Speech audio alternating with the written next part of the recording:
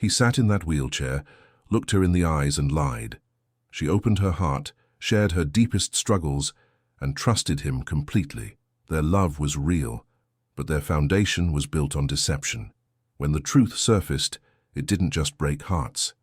It shattered everything. Can love survive the ultimate betrayal? The Miami sunset painted the sky in shades of orange and pink as Ethan Matthews sat in his penthouse office on the 42nd floor of a Brickell Avenue tower. Through the floor-to-ceiling windows, Biscayne Bay sparkled like scattered diamonds, but Ethan barely noticed. His attention was fixed on the wheelchair catalogue open on his laptop screen. "This is absolutely insane," he muttered to himself, scrolling through medical-grade wheelchairs. "You've officially lost your mind, Matthews." At 28, Ethan had everything most people dreamed of. A tech empire worth $300 million, a penthouse with ocean views, and a garage full of luxury cars. What he did not have was someone who loved him for who he truly was. Every woman he met saw dollar signs before they saw him. The latest had been particularly painful. Madison Pierce had seemed different, genuine, caring, until he overheard her on the phone with her friend, laughing about how she would secure the bag by getting engaged within 6 months. That conversation, 3 weeks ago, had broken something inside him. His best friend and business partner, Jake Morrison, had suggested the blind date event at the Perez Art Museum, Miami. It's perfect, man. Nobody knows anybody. Fresh start, clean slate. But Ethan wanted more than anonymity. He wanted a guarantee. And that is when the crazy idea had struck him. What if he appeared vulnerable? What if he made himself seem like someone who needed help rather than someone who could provide it? Only a woman with a genuinely good heart would be interested in a man in a wheelchair. The ethics of it gnawed at him. It was deceptive, disrespectful even to people who actually faced those challenges daily. But desperation made people do desperate things, and Ethan Matthews was desperate for authentic love. He clicked purchase on a premium wheelchair and felt his stomach twist with guilt and anticipation. 3 days later, Sophie Bennett's alarm clock shattered her dreams at 5:30 in the morning. She groaned, reaching blindly to silence the offensive noise, and nearly knocked over the glass of water on her nightstand in her tiny studio apartment in Kendall. "Another day, another dollar," she whispered to the faded poster of Paris on her wall, a reminder of dreams she had put on hold indefinitely. Sophie had moved to Miami 4 years ago with big plans. Culinary school, her own restaurant, maybe even a food truck to start. But life had other ideas. When her grandmother, the woman who raised her after her parents died in a car accident, was diagnosed with diabetes and needed expensive treatment, Sophie's dreams went into a box under her bed, right next to her acceptance letter to Le Cordon Bleu. Now she worked 3 jobs: morning shift at a diner in Coral Gables, afternoon delivery driver for a catering company, and evening events as a waitress for elite Miami events. Today was an event day, which meant she could skip the delivery driving and maybe, just maybe, get 6 hours of sleep instead of 4. She pulled on her black pants and white shirt, the uniform for tonight's blind date event at the museum. As she brushed her blonde hair into a neat ponytail, she looked at herself in the mirror. Dark circles under her green eyes told the story of exhaustion, but she forced a smile. "Fake it until you make it," her grandmother always said.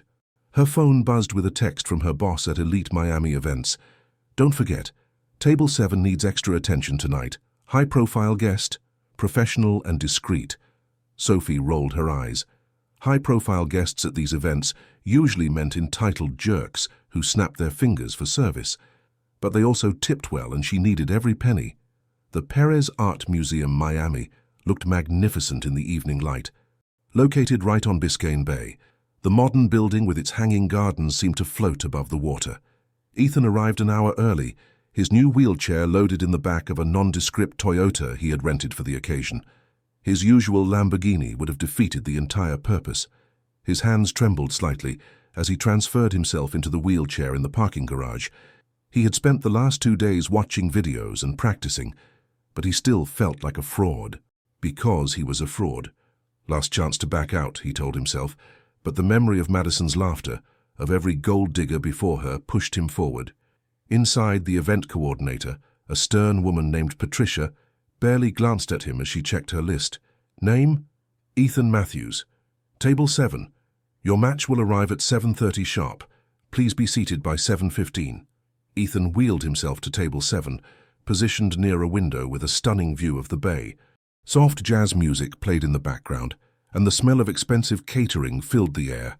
Around him, well-dressed singles nervously adjusted their clothing and checked their phones. He positioned himself carefully, making sure the wheelchair was visible, but not dramatically so. His heart pounded. What am I doing? This is wrong. This is so wrong. But then he thought about dying alone, about never knowing if someone could love him without his money, and he stayed in the chair. At 7:28, Sophie burst through the service entrance, slightly out of breath. Traffic on the Dolphin Expressway had been a nightmare, and she had arrived with only 2 minutes to spare. She grabbed her serving tray from the kitchen and looked at her assignment sheet.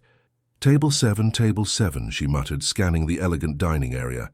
The event was starting, and couples were settling into their assigned seats. Sophie wove through the tables with practiced grace, delivering champagne glasses to table 4, then table 6. She was so focused on not spilling anything that she did not notice the small folded napkin that had fallen onto the floor from table 6. Her foot hit the napkin. Time seemed to slow down as Sophie felt herself losing balance. The tray tilted, champagne glasses sliding, and she stumbled forward, desperately trying to save the drinks. She managed to keep the glasses on the tray but could not stop her momentum. She crashed directly into table 7, or more specifically, she crashed directly into Ethan Matthews's lap. The wheelchair rolled backward slightly from the impact. Champagne splashed onto the white tablecloth. Sophie's face turned the color of a tomato as she found herself sprawled across a stranger's legs, her nose inches from his chest. "Oh my God! Oh my God! I am so sorry," she gasped, trying to scramble up but only managing to elbow him in the ribs. "I did not see the... Are you okay? Did I hurt you?" Ethan had braced himself for the impact, and for a moment he forgot about his deception entirely. All he could see were startled green eyes in a flushed face, and all he could smell was something like vanilla and coffee. The woman in his lap was mortified, absolutely horrified, and somehow that made her the most genuine person he had encountered in months. "I am fine," he said, trying not to laugh at the absurdity of the situation. "Really? Are you hurt?" "I am so embarrassed," Sophie moaned, finally managing to stand up. She frantically tried to dab at the champagne on the table with her apron. "This is the worst first impression ever. Your date is going to think, 'Oh no, is your date here yet? I just ruined everything.'" "Actually," Ethan said slowly, an idea forming in his mind, "I think my date might have gotten cold feet. The coordinator said something about a last-minute cancellation." This was not entirely a lie. He had heard Patricia mention a cancellation to another coordinator, though he had no idea if it was his match or someone else's. Sophie looked at him, really looked at him for the first time, and noticed the wheelchair. Her embarrassment transformed into concern. "Did I hurt you? Oh God, if I injured you, I will never forgive myself. Should I call someone? A doctor?" "Please, stop," Ethan said gently, touched by her genuine worry. "I promise I am fine, but that champagne on the table is creating quite a puddle." "Right, yes, cleaning." Sophie sprang into action, her training taking over her panic. Within 30 seconds, she had the table immaculate again, a fresh tablecloth in place, and new champagne glasses positioned perfectly. She was about to rush away when Ethan did something he had not planned, something completely spontaneous. "Wait," he said. "What is your name?" "Sophie. Sophie Bennett. And I truly am so sorry, Mr. "Just Ethan, please." He smiled at her, a genuine smile that reached his eyes. "Tell me, Sophie Bennett, do you make a habit of literally falling for strangers at blind date events?" Despite her mortification, Sophie laughed. It was a real laugh, surprised out of her by his unexpected humor. "Only on Thursdays. I save Fridays for crashing into walls." "Good to know." Ethan glanced around the room. Other couples were deep in conversation, the event in full swing. He made a decision that would change everything. "Since my date apparently is not coming, and you have already made quite an impression, would you possibly want to sit down for a moment, just until your supervisor needs you again?" Sophie's eyes widened. "I cannot. I am working. I would get fired." "1 minute?" Ethan asked.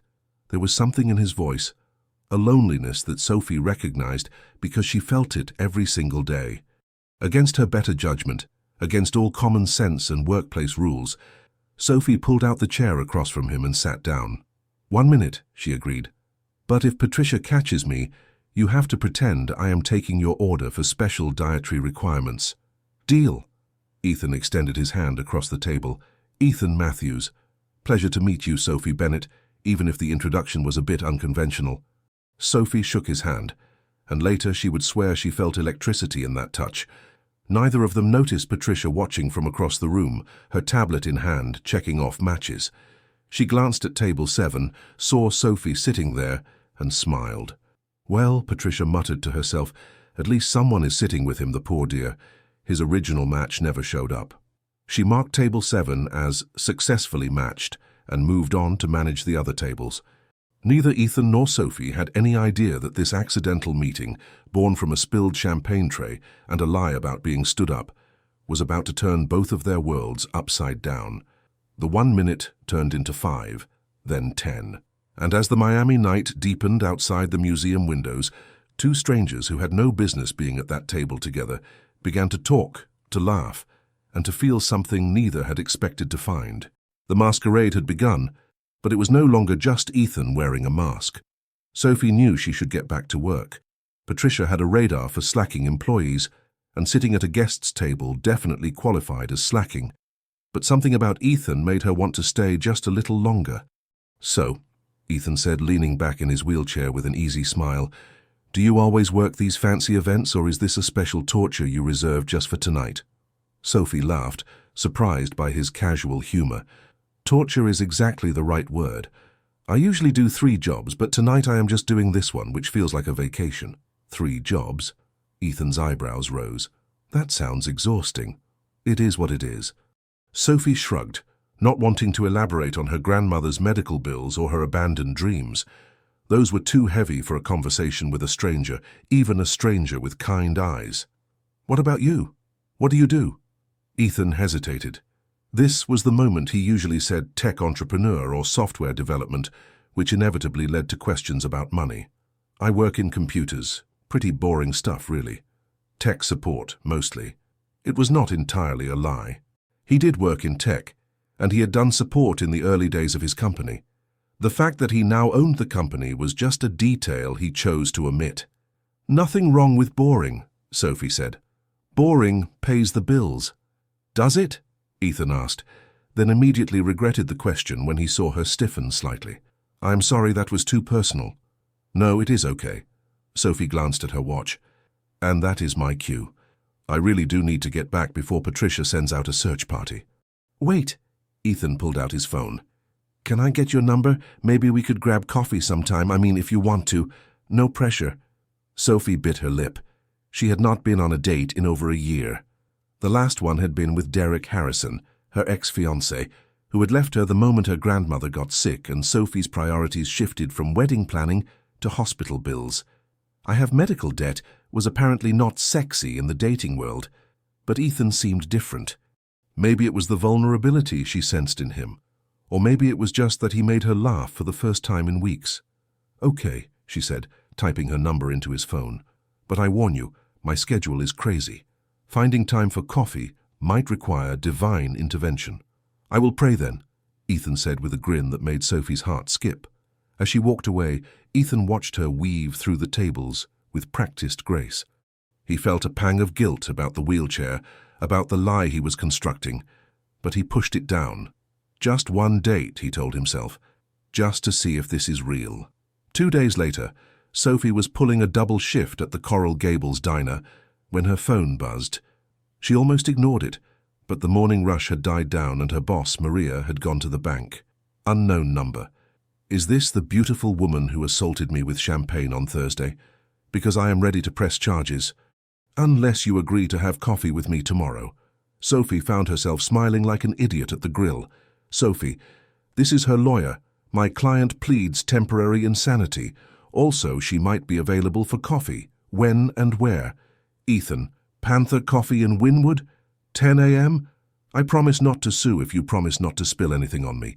"Sophie, no promises, but I will be there." Sophie's heart raced as she saved his number. A date. An actual date. With a nice guy who made her laugh. When was the last time that happened? But then reality crashed in. What about his wheelchair? She had been so caught up in their conversation that she had barely processed it. Did he need help getting around? Should she offer? Would that be offensive? And more importantly, why did a guy like him want to have coffee with a broke waitress drowning in debt? She pushed the doubts away. Maybe, just maybe, she deserved something good for once. Ethan spent the next 24 hours in a state of anxiety he had not felt since his first business pitch. He changed his outfit 4 times before settling on jeans and a casual button-down shirt. He practiced transferring in and out of the wheelchair until his arms ached. He even watched more videos about accessibility, hating himself more with each click. Jake found him in the penthouse gym at 6 in the morning, walking on the treadmill. "Dude, what are you doing?" Jake asked, confused. "I thought you were supposed to be paralyzed." "I am not paralyzed," Ethan snapped. "I am pretending to need a wheelchair. There is a difference. A difference that makes this whole thing even more insane." Jake grabbed a water bottle from the mini fridge. "You are going to get caught, man, and when you do, this girl is going to hate you." "She will not find out." "Really? You're going to keep this up forever? What happens when she wants to go hiking or dancing or literally anything that requires legs?" Ethan stopped the treadmill. "I will figure it out. Maybe I will have a miraculous recovery. Or maybe you will just tell her the truth." "The truth?" Ethan laughed bitterly. "The truth is that I am a millionaire who lied about being disabled to test if women like me for my personality. That will go over great." Jake sighed. "Man, I get it. Madison hurt you. They all hurt you, but this is not the answer." "Then what is?" Ethan challenged. "How do I know if someone loves me or loves my bank account?" Jake had no answer for that. Panther Coffee in Wynwood was everything Sophie hoped it would not be. Packed, trendy, and full of people who looked like they belonged in fashion magazines. She felt distinctly out of place in her Target jeans and old navy blouse. She arrived 10 minutes early and waited outside, nervous energy making her pace. When she saw Ethan wheeling down the sidewalk, her heart did that stupid skipping thing again. He looked good, really good. The morning sun caught his dark hair, and his smile when he saw her could have powered the entire city. "You came," he said, sounding genuinely relieved. "You doubted me?" Sophie teased, falling into step beside him as they entered the coffee shop. "Honestly, a little. You are way out of my league." Sophie laughed so hard she snorted, which made her blush. "Are you serious? Have you looked in a mirror lately?" They found a table in the corner, and Sophie helped move a chair so Ethan's wheelchair could fit. The gesture was so natural, so unforced, that Ethan felt his guilt deepen. She was being kind without even thinking about it. Over Cuban coffee and pastelitos, they talked. Really talked. Sophie told him about her grandmother, about her culinary dreams deferred. Ethan told her about his childhood in Boston, about losing his parents in a boating accident when he was 21.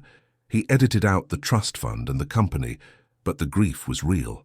"I am sorry," Sophie said softly, her hand covering his on the table. "Losing parents is... there are no words." "You understand," Ethan said, and he meant it. "You lost yours too." For a moment they just sat there, 2 people bonded by loss and loneliness in a crowded coffee shop in Wynwood. "Can I ask you something?" Sophie said hesitantly. "About the wheelchair. You do not have to answer if it is too personal." Ethan's stomach dropped. "Go ahead. How long have you been using it?"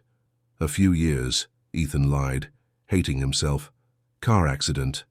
I have some mobility, but not much. It is complicated. That must be really hard. Some days more than others." That part, at least, felt true emotionally, if not physically.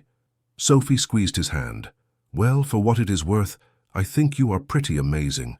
Ethan looked into her green eyes and saw nothing but sincerity. No pity, no calculation, just genuine warmth. And in that moment, he realized he was in serious trouble, because he was falling for Sophie Bennett, and his entire relationship with her was built on a lie that was getting bigger with every passing second. "Sophie," he started, the confession on the tip of his tongue. But before he could continue, a voice cut through the coffee shop chatter. "Sophie? Sophie Bennett?" They both turned to see a tall, handsome man in an expensive suit standing by their table. His expression was one of shock mixed with something that looked like regret. Sophie's face went pale. "Derek." "Who is Derek?" Ethan asked, though the sinking feeling in his gut told him he already knew. Sophie's voice came out barely above a whisper. "My ex-fiancé." Derek Harrison looked every bit the successful businessman he had always wanted to be. His suit probably cost more than Sophie made in a month, and his Rolex caught the light as he ran his hand through his perfectly styled hair. "Wow, Sophie. It has been, what, a year?" Derek's eyes flickered to Ethan, then to the wheelchair, and something that looked like satisfaction crossed his face. "I heard you were still in Miami. How is your grandmother?" Sophie's jaw clenched. The audacity of this man asking about her grandmother, the woman whose illness had been too much baggage for him to handle. "She is doing better. No thanks to you," Sophie said coldly. "What do you want, Derek?" "I was just grabbing coffee before a meeting at the design district. I did not expect to see you here." He extended his hand to Ethan with fake politeness. "Derek Harrison. I am an old friend of Sophie's." "Ethan Matthews," Ethan said, shaking his hand with more force than necessary. He did not miss how Derek emphasized old friend, while his eyes clearly communicated, "I got here first." "Well, I should let you two get back to your—" Derek paused meaningfully. "Coffee date. Sophie, you look good, really good. We should catch up sometime." "I do not think so," Sophie said firmly. Derek pulled out a business card anyway, placing it on the table. "Just in case you change your mind. I am doing really well now, VP at a tech firm in Brickell. Finally at a place where I could handle, well, everything." The implication hung in the air like poison. Now that he was successful, now that he had money, he could handle her problems, as if her worth was tied to how much burden she brought to a relationship. After Derek left, Sophie stared at her coffee cup, her hands trembling slightly. "I am sorry," she whispered. "That was mortifying." "Hey," Ethan said gently, reaching across to take her hand, "you have nothing to apologize for. That guy is clearly an idiot." "An idiot who was probably right." Sophie's voice cracked. "Look at me. 3 jobs, drowning in debt, no future prospects. I'm not exactly a catch." "Stop." Ethan's voice was firm. "That guy walked away when you needed him most. That does not make you inadequate. That makes him a coward." Sophie looked up, tears threatening to spill. "You do not understand. When my grandmother got sick, everything fell apart. My culinary school plans, my savings, my engagement. Derek said he couldn't handle being with someone who had so much drama. Like my grandmother needing insulin was somehow me being dramatic. Then he never deserved you in the first place." Sophie laughed, but it was bitter. "Says the guy who barely knows me." "I know enough," Ethan said. "I know you work 3 jobs to take care of someone you love. I know you have dreams you put on hold for family. I know you accidentally assaulted me with champagne and made it the best part of my week." That got a real laugh out of her, and the tension broke. "You are kind of amazing, you know that?" Sophie said, wiping her eyes. "I have my moments." Ethan smiled, but inside guilt ate at him. Here was Sophie, being completely honest about her struggles and insecurities, while he sat across from her in a wheelchair he did not need, pretending to be someone he was not. "Tell her," his conscience screamed. "Tell her the truth right now." But fear won. What if she looked at him the way she looked at Derek? What if she saw him as just another rich guy playing games? "Can we get out of here?" Sophie asked. "I have a few hours before my shift at the diner. Want to walk around Wynwood Walls?" "I would love that," Ethan said, pushing down his guilt one more time. Wynwood Walls was an explosion of color and creativity. Massive murals covered every surface, street art from artists around the world transforming the neighborhood into an open-air gallery. The Miami sun beat down as Sophie walked beside Ethan's wheelchair, pointing out her favorite pieces. "That one," she said, gesturing to a vibrant mural of a phoenix rising from flames, "always makes me think about starting over. Like no matter how bad things get, you can rise again." "Do you want to start over?" Ethan asked. Sophie considered the question. "Sometimes, but that would mean leaving my grandmother, and I cannot do that. She raised me after my parents died. I owe her everything." "Love is not about owing," Ethan said quietly. "It is about choosing to be there." Spoken like someone who understands. Sophie stopped walking and looked at him. "Can I ask you something personal?" Ethan's heart rate spiked. Sure. After your accident, did people treat you differently? Like you were less than who you were before? Oh, God. Ethan felt like the worst person alive. Here was Sophie, trying to understand his supposed struggle, and it was all a lie. Some people did, he said carefully, thinking about how people treated him differently once they knew about his money. Others saw past it. The ones who see past it, those are the people worth keeping. Is that why you came to the blind date event? Looking for someone who would see past it? Yes, at least that part was true, even if the circumstances were not. They continued walking, and Sophie told him about her dreams of opening a Cuban fusion restaurant, combining her grandmother's traditional recipes with modern techniques. Her face lit up when she talked about food, her passion evident in every word. You should do it, Ethan said. The restaurant. You should make it happen. With what money? Sophie laughed. I can barely afford rent. There are ways. Small business loans, investors, crowdfunding. Investors? Sophie raised an eyebrow. What investor wants to bet on a broke waitress with no collateral and a mountain of medical debt? Ethan bit his tongue. I would. I would invest everything if it meant seeing you this happy. But he could not say that. Not without revealing everything. They found a bench near a mural of the Miami skyline, and Sophie sat down while Ethan positioned his wheelchair beside her. A street musician played salsa music nearby, and the smell of Cuban coffee drifted from a nearby ventanita. Thank you, Sophie said softly. For what?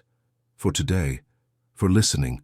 For not running away when my disaster of an ex showed up. She turned to face him. I know we just met, but I feel like I can be real with you. Does that sound crazy? Not crazy at all, Ethan said, his chest tight with emotion and guilt. I feel the same way. Sophie leaned over and kissed his cheek, quick and sweet. When she pulled back, her face was flushed. Sorry, was that too forward? Not forward enough, Ethan said, and kissed her properly. The world seemed to stop. The music, the traffic, the tourists taking photos, all of it faded, until there was only Sophie's lips on his, soft and warm and real. When they pulled apart, both were breathing hard. Wow, Sophie whispered. Yeah, Ethan agreed. Wow. Sophie's phone alarm buzzed, shattering the moment. Oh no, I have to get to the diner. My shift starts in 30 minutes. Can I see you again? Ethan asked. Soon? Tomorrow? Sophie suggested. I have the evening off. We could grab dinner? Perfect. I will pick you up at 7. As Sophie rushed off to catch the bus, Ethan sat in his wheelchair, watching her disappear into the crowd. He pulled out his phone and texted Jake. Ethan, I am in trouble. I am falling for her. Really falling. Jake, then tell her the truth, before this gets worse. Ethan, I cannot, not yet. I need to know this is real first. Jake, man, it is real, that is the problem. You are building something real on a fake foundation. This is going to explode in your face. Ethan put his phone away, looking at the Phoenix mural Sophie had loved, rising from the ashes, starting over. Maybe that was what he needed to do. Maybe he needed to tell her the truth and hope she would understand. Tomorrow, he promised himself. After dinner tomorrow, I will tell her everything. But tomorrow had a way of never coming, and lies had a way of growing bigger than anyone intended. Ethan spent the entire next day in a state of nervous energy. He changed the dinner reservation 3 times, finally settling on Casablanca Seafood Bar and Grill on the Miami River. It was nice but not ostentatiously expensive, the kind of place a tech support worker might save up for. He picked out a simple outfit, practiced his wheelchair transfers again, and rehearsed how he would tell Sophie the truth. Every version sounded worse than the last. Hey Sophie, funny story. I am actually a millionaire and I have been lying about needing a wheelchair. Sophie, I need to confess something. I can walk. Surprise. Remember how I said I was in an accident? Well, I lied about literally everything.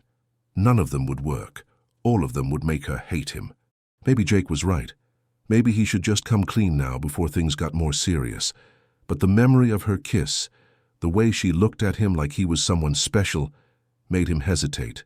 Just one more night, he told himself. One perfect night before everything falls apart. Sophie stood in front of her tiny closet, staring at the limited options. She had exactly 2 dresses that qualified as date night material, and one had a stain she had never quite managed to remove.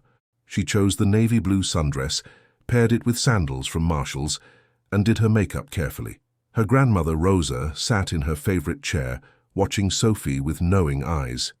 "You look beautiful, mija," Rosa said in her accented English. "This boy, he is special."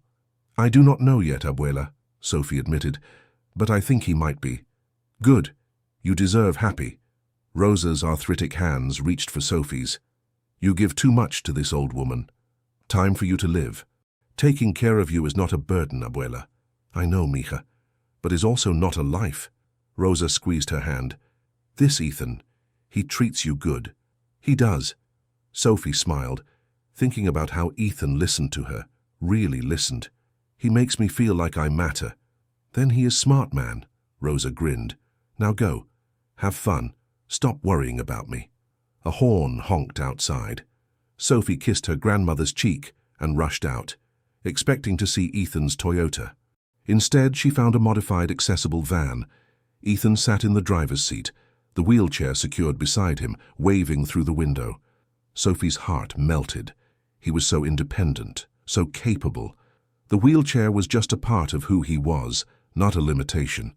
If only she knew the truth. Casablanca was everything Sophie hoped it would be. Situated right on the Miami River, the restaurant offered stunning views of yachts and the city skyline. The air smelled like salt and grilled fish, and live music played softly in the background. They were seated on the outdoor patio, string lights twinkling overhead as the sun set over Miami. Sophie could not remember the last time she had been somewhere this nice. "This is beautiful," she breathed, watching the boats drift by. "Not as beautiful as you," Ethan said, then immediately grimaced. "Sorry, that was incredibly cheesy." Sophie laughed. "It was, but I kind of loved it anyway." They ordered ceviche and grilled mahi-mahi, and as they ate, conversation flowed easily. Sophie told him about her funniest customer stories from the diner. Ethan shared tales of difficult tech support calls, carefully editing out any mentions of actually owning the company. "So this guy calls me," Ethan said, grinning, "and he insists his computer has a virus because his wife keeps getting ads for divorce lawyers." I spent 20 minutes explaining targeted advertising before realizing he was actually worried his wife was planning to leave him. "Was she?" Sophie asked, laughing. "No idea. But his search history was full of fishing gear and sports betting, so I'm guessing he was not husband of the year." Sophie wiped tears from her eyes. She was laughing so hard. "I cannot believe you deal with that every day." "It has its moments." Ethan took a sip of wine, guilt gnawing at him. He was not lying about the stories.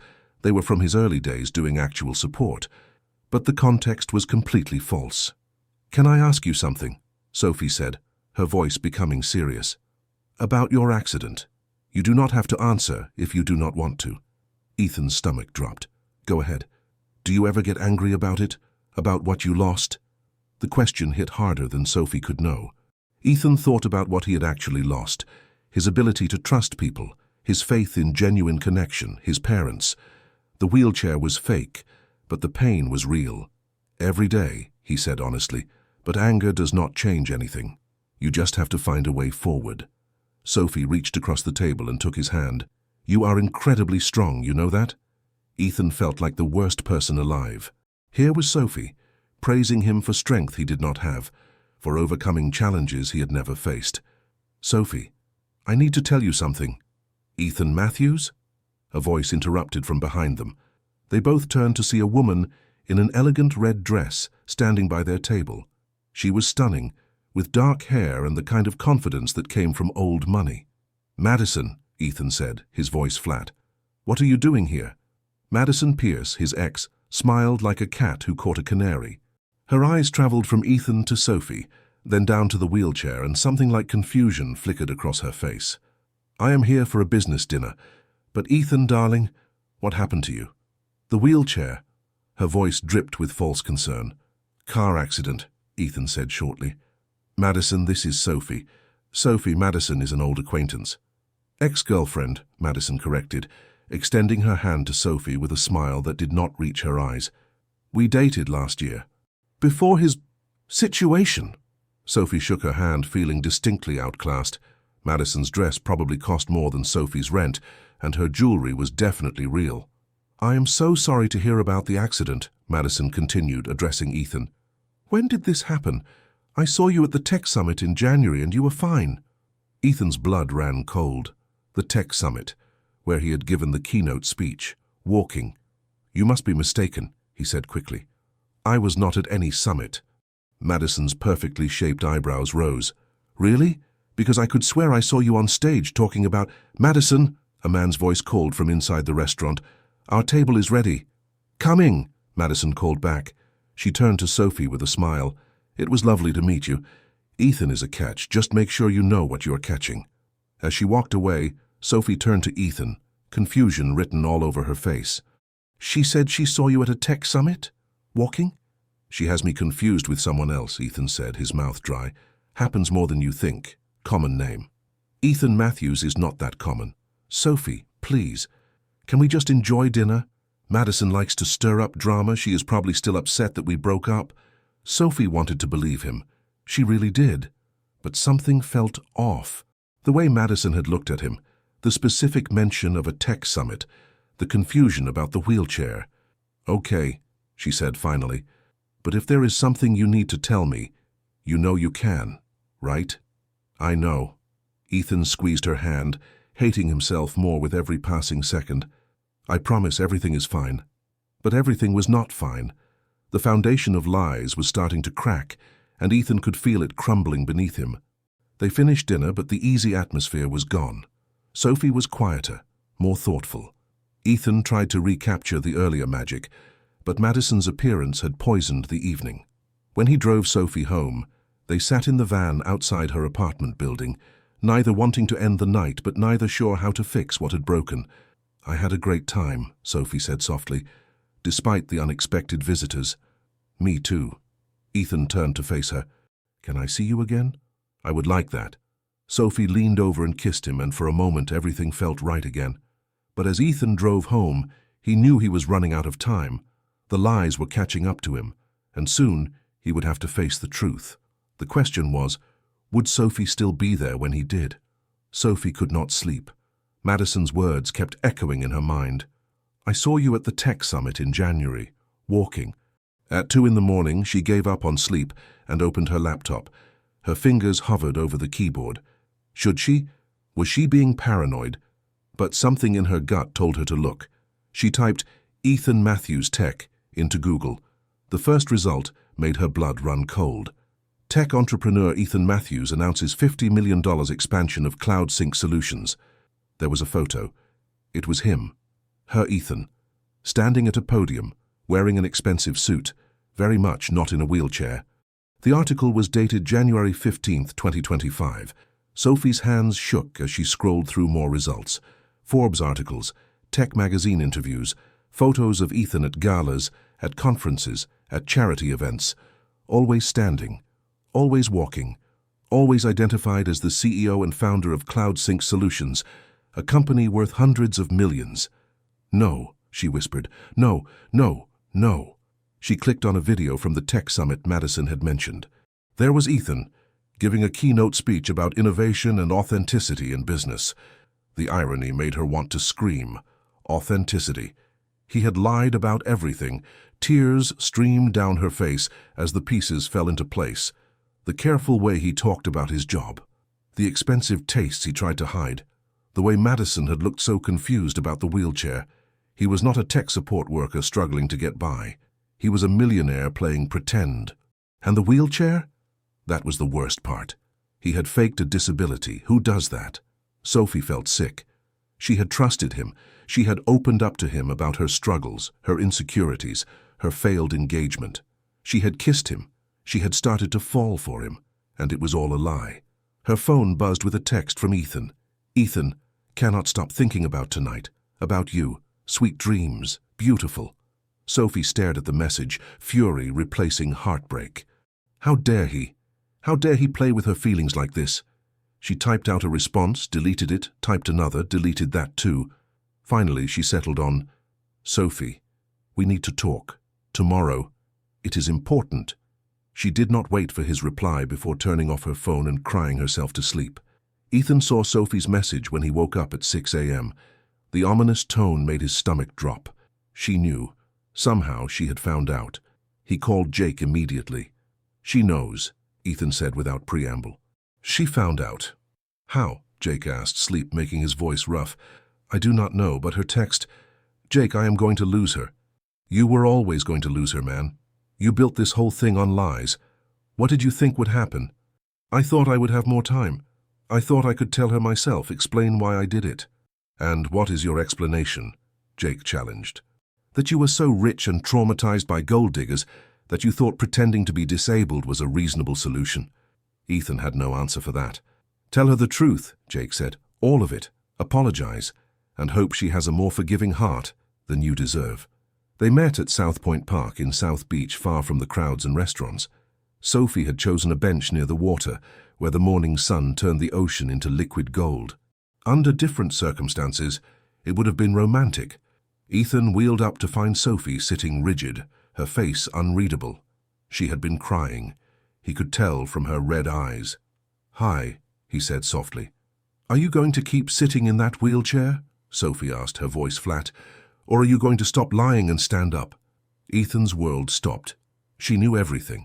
"Sophie, stand up, Ethan. Or should I call you Mr. Matthews, CEO of CloudSync Solutions, the millionaire who decided to pretend to be disabled for fun?" Ethan felt tears prick his eyes. "It was not for fun. Then what was it for?" Sophie's voice cracked. "Enlighten me. Why would someone fake being paralyzed?"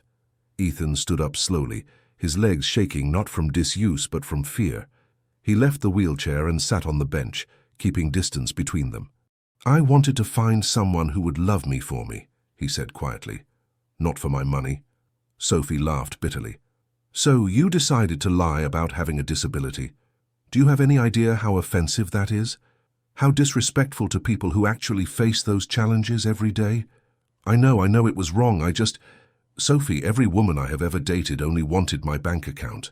My last girlfriend, Madison, the one from the restaurant, I overheard her telling her friend she was going to secure the bag by getting engaged to me. When I confronted her, she did not even deny it. So you decided to test me, to see if I was good enough for the great Ethan Matthews." Sophie's eyes flashed with anger. "You sat there while I told you about my struggles, my debts, my dreams I had to give up. You watched me work 3 jobs while you played poor in a wheelchair you did not need. Do you have any idea how that makes me feel?" "I'm sorry." Ethan reached for her hand, but she pulled away. "Sophie, please. What we have is real. My feelings for you are real. How can anything be real when it started with a lie?" Sophie stood up, wrapping her arms around herself. "You know what the worst part is? I was falling for you. I thought you understood me. I thought you saw past all my problems and liked me anyway, but you were never seeing the real situation, were you? You were just playing a game." "It was not a game." "Yes, it was." Sophie's voice rose. "You had all the power. You knew everything about me while I knew nothing about you. You watched me struggle and counted pennies while sitting on millions. Did it make you feel good? Did it make you feel superior?" "No, Sophie, I swear. I looked you up, you know. After Madison planted that seed of doubt, I found photos of you at charity galas, interviews where you talk about authenticity and trust in business." She laughed harshly. "The irony is unbelievable. You are a fraud, Ethan, a liar, and I never want to see you again. Please." Ethan stood up, tears streaming down his face now. "Please, just let me explain." "Explain what? That you are rich and paranoid? That you thought playing disabled was a good way to find love? There is no explanation that makes this okay." Sophie started walking away, and Ethan followed. "Sophie, I love you." She stopped, her back to him. For a moment, neither of them moved. "You do not get to say that," she said quietly. "You do not get to say that after everything you have done. Love is built on trust, and you destroyed that before we even started. I will do anything. Please, give me a chance to make this right." Sophie turned around, and the pain in her eyes nearly broke him. "You want to make it right? Then leave me alone. Let me forget I ever met you. Let me forget I was stupid enough to fall for someone who saw me as nothing more than a test subject. That is not what you were—" "Goodbye, Ethan." She walked away, And this time, Ethan did not follow. He stood there watching her disappear down the boardwalk, feeling like his heart was being ripped from his chest. He had wanted to find someone who loved him for who he was. Instead, he had lost the only person who ever could have.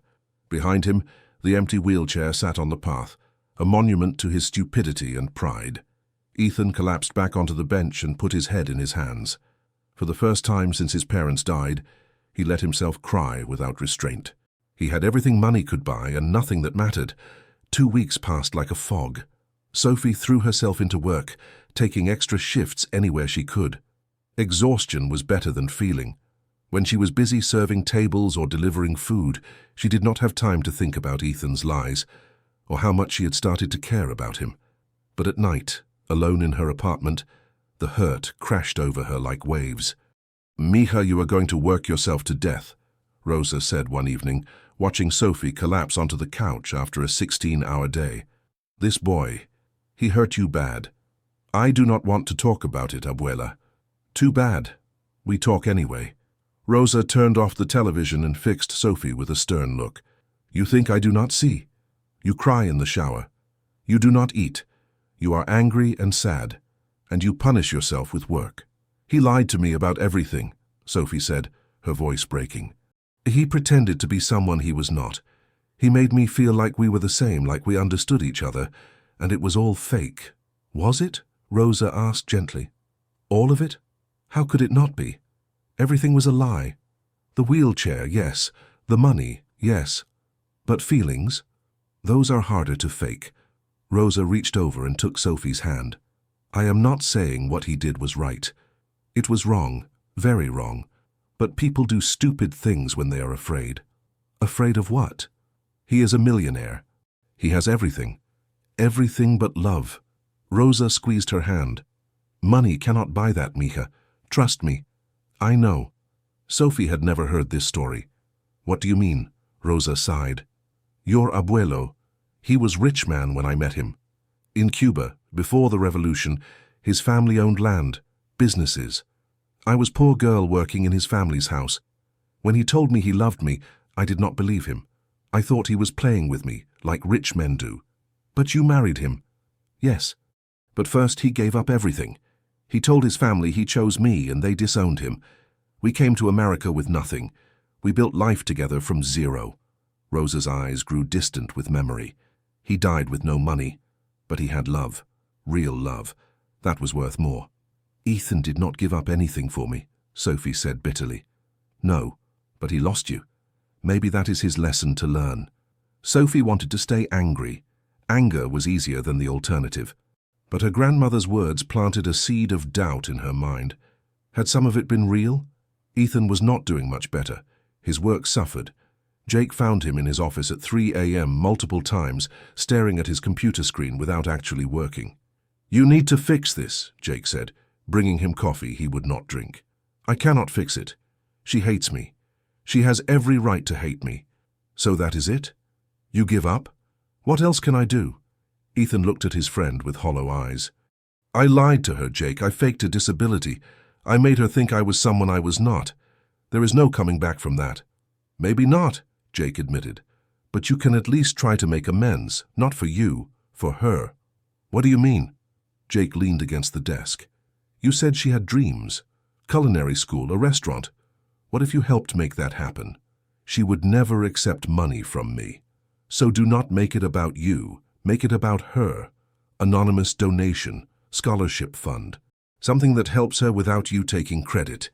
Ethan considered this. It would not fix what he had broken, but maybe it could show Sophie that his feelings had been real, even if his circumstances had been false. "I need to apologize properly first," Ethan said. "Not to win her back, just so she knows how sorry I am." "Then do it." "But Ethan," Jake's voice turned serious, "make sure you are apologizing for the right reasons.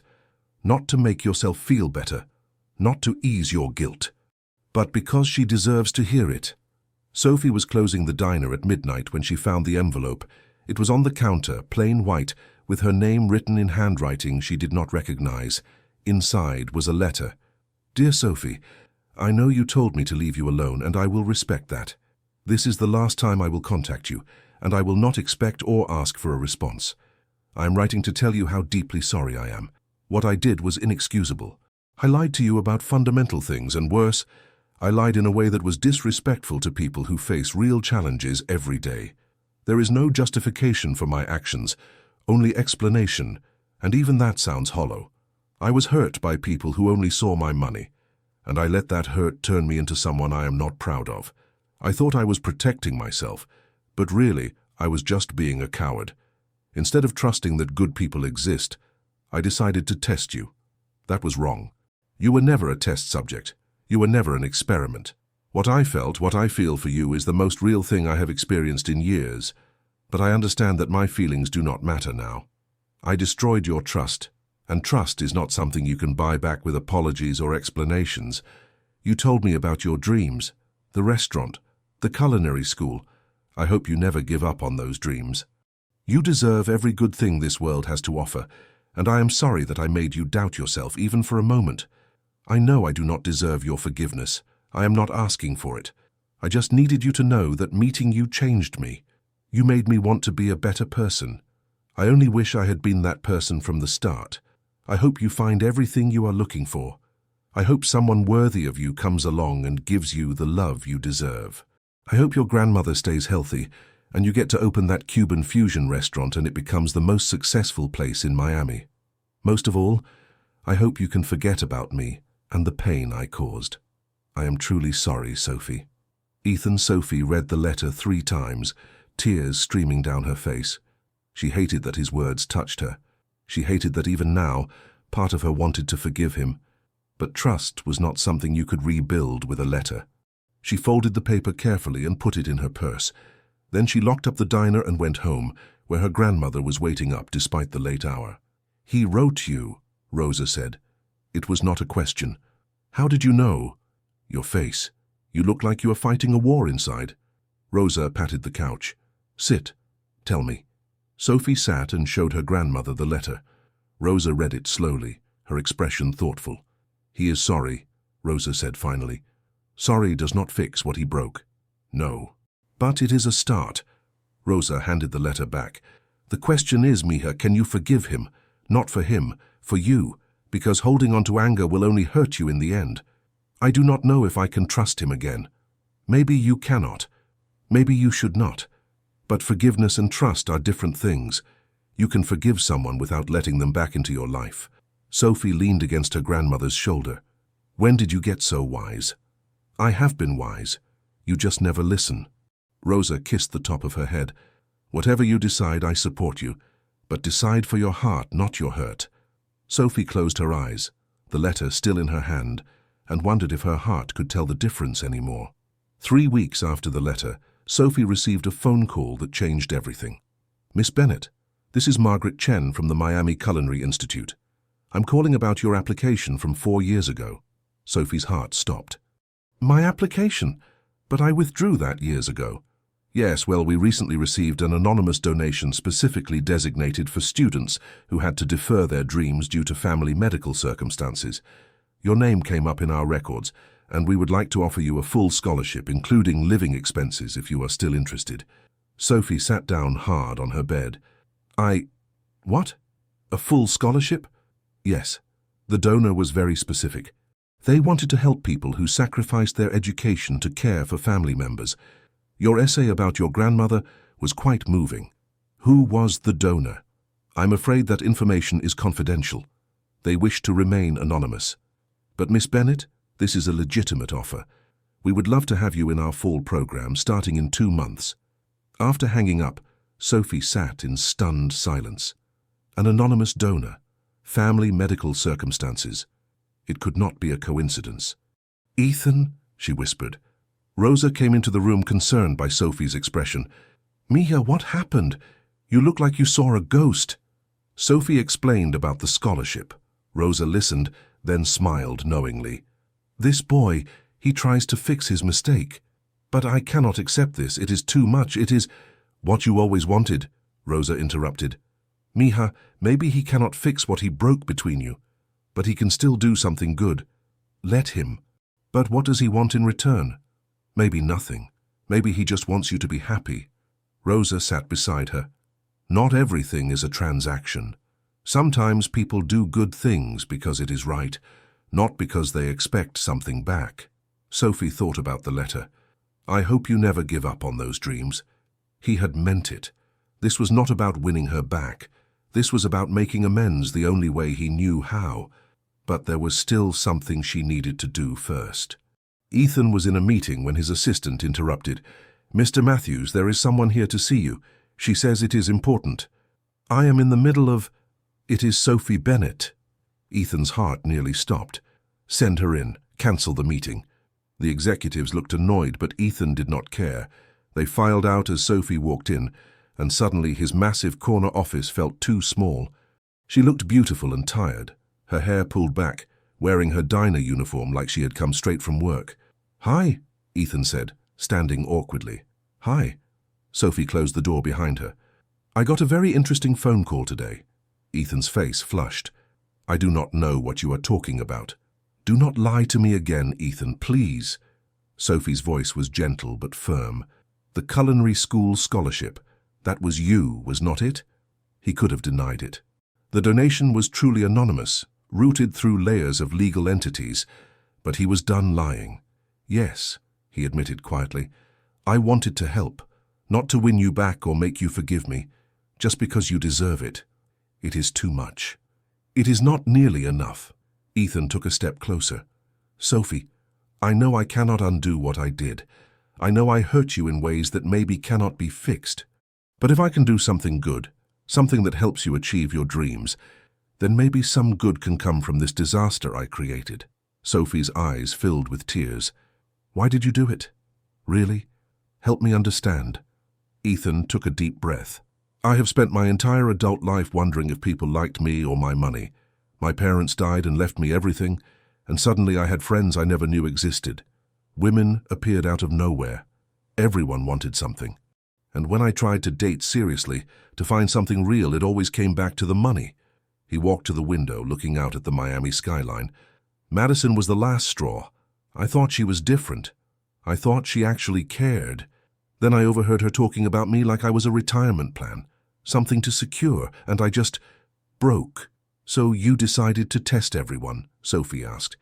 I decided to test the world, Ethan corrected, and it was stupid and wrong and hurtful. The wheelchair thing? He shook his head, disgusted with himself. That was the worst part. I disrespected an entire community of people who face real challenges. I turned something serious into a prop for my insecurity. Yes, you did, Sophie agreed. That part I cannot forgive easily. I know. I have been volunteering at the Miami project to cure paralysis, doing whatever they need. It does not make up for what I did, but I am trying to understand the reality I made light of. Sophie was quiet for a long moment. The things you told me about your parents, about feeling alone, were those real? Every word. The pain was real, Sophie. The loneliness was real. My feelings for you were real. It was only the circumstances I lied about. And that makes it okay?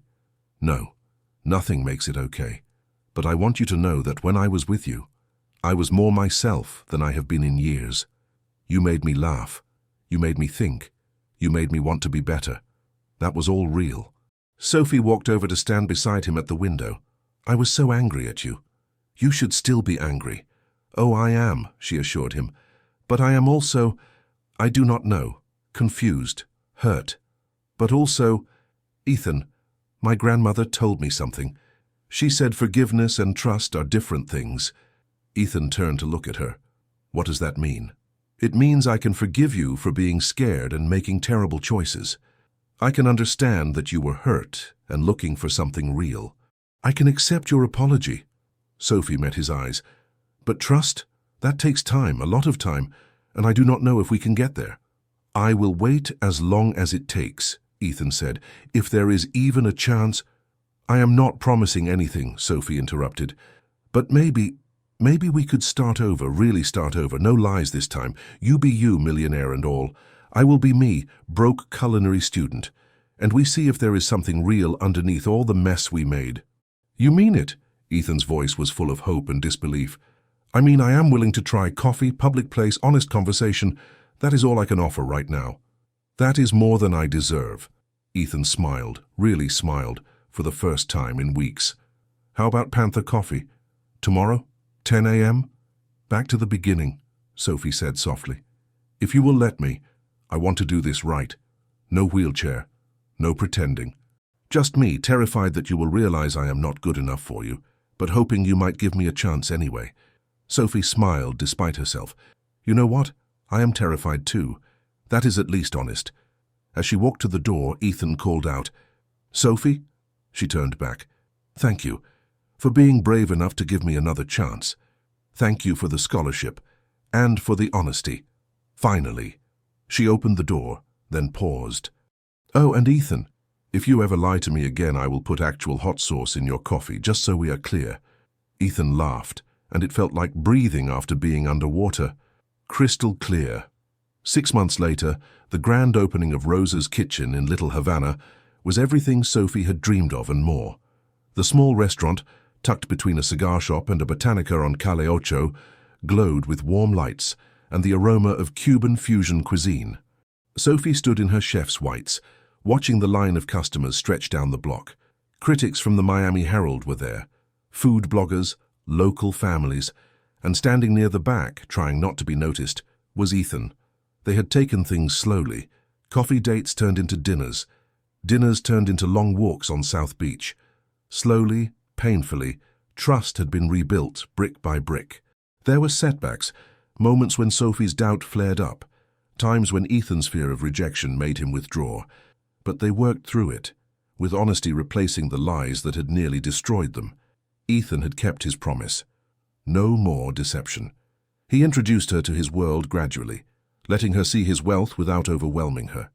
Sophie had stood her ground, refusing his money but accepting his support in other ways, taste-testing recipes, helping with business plans, believing in her when she doubted herself.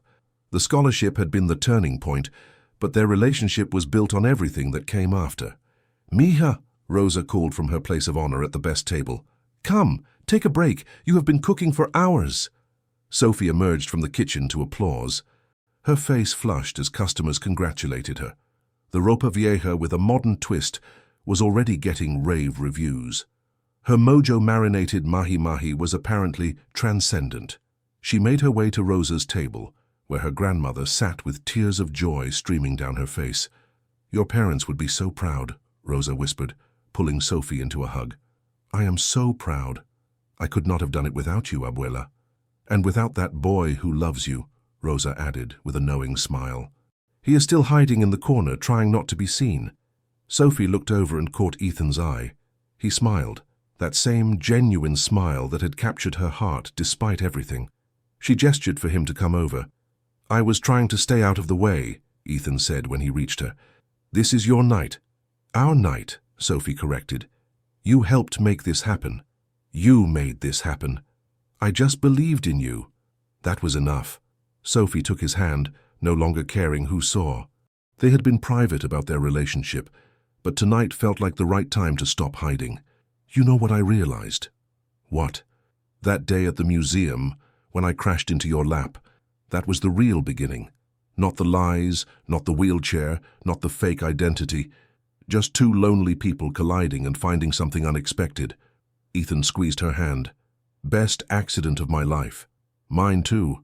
Sophie looked around at her dream come to life. The restaurant, the happy customers, her grandmother beaming with pride. We both pretended to be something we were not that night. You in that wheelchair, me pretending to be your blind date. Maybe we were both looking for the same thing. What is that? Someone to see us, really see us. Ethan pulled her close, right there in the middle of her crowded restaurant. I see you, Sophie Bennett. I see your strength, your passion, your incredible heart, and I am the luckiest man in Miami. You are also extremely cheesy, Sophie teased, but her eyes were wet with happy tears.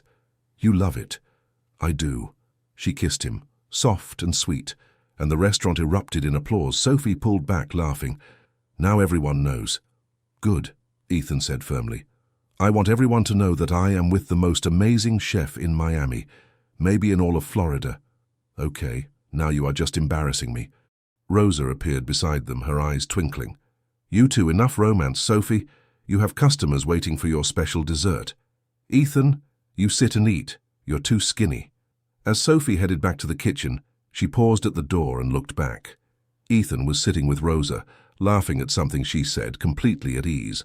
Her grandmother was showing him photos on her phone, probably embarrassing childhood pictures of Sophie. This was her life now. Not perfect, but real. Built on truth and second chances. Later that night, after the last customer left and the staff went home, Sophie and Ethan sat on the restaurant's small patio, sharing a slice of her grandmother's flan recipe. "I have something for you," Ethan said, pulling out a small box. Sophie's heart jumped. "Ethan, relax. It is not that. Not yet." He opened the box to reveal a key. "It is a key to my place. I want you to have a space there, for when school and the restaurant get overwhelming. No pressure, no expectations, just I want you to know you always have a place with me." Sophie took the key, her throat tight with emotion. "You know what this means, right?" "What?" "It means you are stuck with me, through the good, the bad, and the burned empanadas. I would not want it any other way." They sat there as the Miami night deepened around them, two people who had found love in the most unexpected way. It had started with lies and ended with truth. It had been messy and painful and complicated, but it was real, finally beautifully real, and that made all the difference.